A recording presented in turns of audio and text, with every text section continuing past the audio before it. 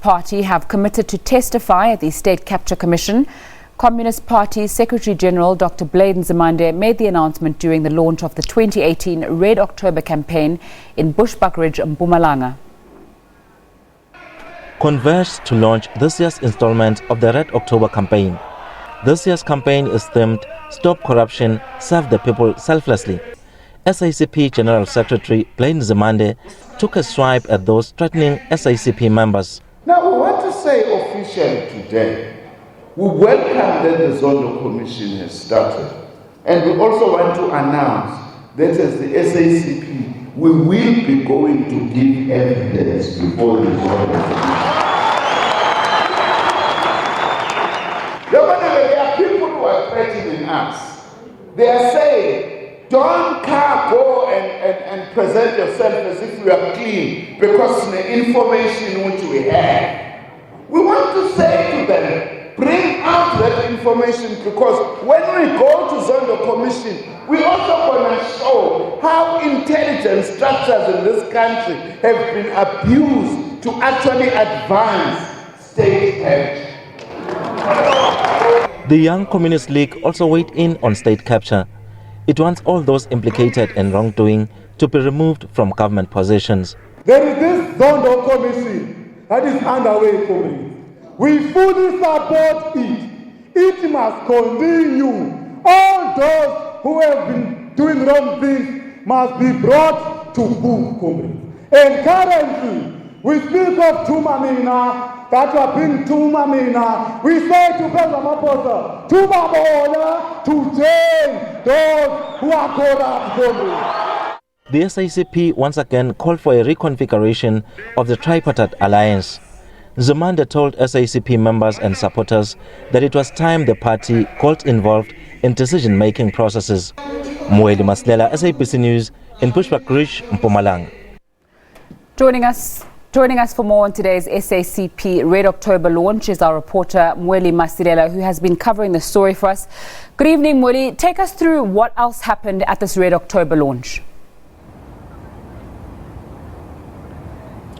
Good evening to you, Nzinga, and the viewers. Yes, I can tell you that today hundreds of SACP members and supporters gathered in Bushbuckridge for the Red October campaign launch. That was a national campaign, but of course, as we have heard from that package that we put together, the SACP leader, Nzimande, touching on a number of issues. But the main issue where there was some emphasis is the issue of state capture, where he was saying that they are receiving some threats as members of the SACP, especially those who want to testify at the Zondo Commission. And the SACP is saying that won't deter them. Even if there are those threats, they are going to testify in that commission.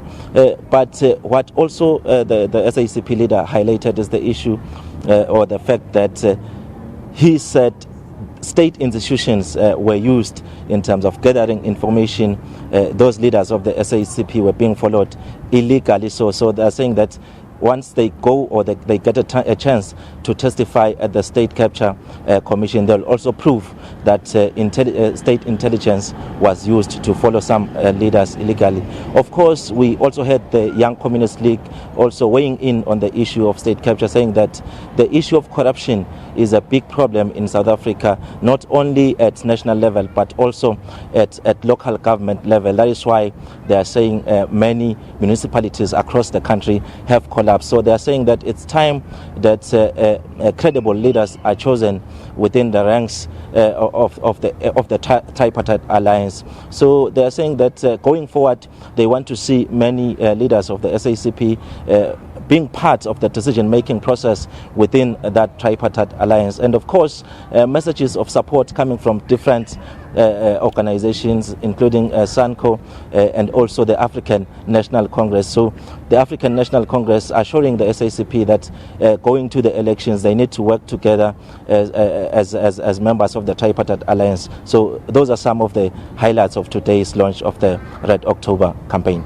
Let's go back to that tripartite alliance. We saw last year the SACP saying they were going to withdraw their support for the ANC if certain conditions were not met. What's led to the change? And let's speak more about how they're going to work with the ANC going towards elections.